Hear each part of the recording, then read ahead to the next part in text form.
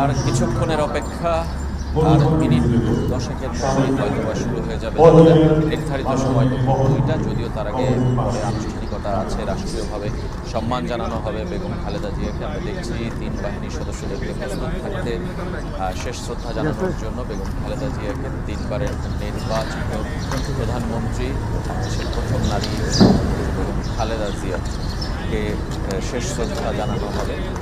ইতিমধ্যেই কিন্তু লোকে লোকারণ্য, যে যেখানে পেরেছেন দাঁড়িয়ে গেছেন। মূল মাঠ ভর্তি হয়ে গেছে। মানিক মিয়া এভিনিউর বিশাল সড়ক, সেটিও কিন্তু পরিপূর্ণ।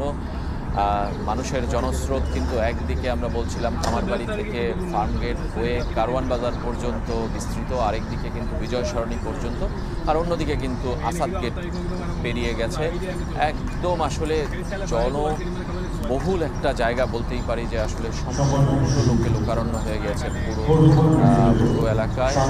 আমরা আমাদের ক্যামেরার অ্যাঙ্গেল থেকে আপনাদেরকে দেখানোর চেষ্টা করছি, উপর থেকে এবং নিচের অংশ থেকেও আমরা দেখানোর চেষ্টা করছি মানুষ আসলে কতটা এসেছেন। এবং আমরা বলছিলাম যে সাম্প্রতিক সময়ে বাংলাদেশের এত বড় জমায়েত কিছুতেই হয়, এবং এদের বেশিরভাগই আমরা বলবো যে স্বতঃস্ফূর্তভাবে এসছেন।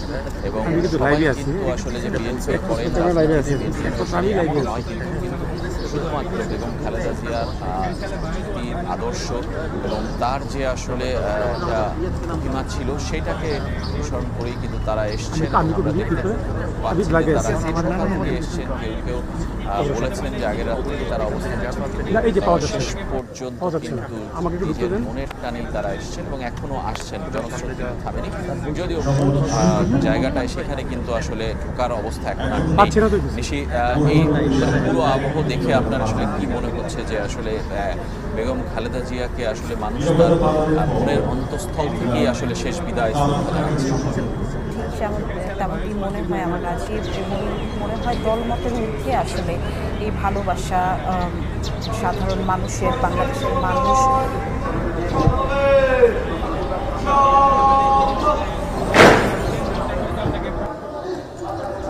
আর কিছুক্ষণের অপেক্ষা, আর মিনিট 10-এর মধ্যেই হয়তো শুরু হয়ে যাবে জানাজা।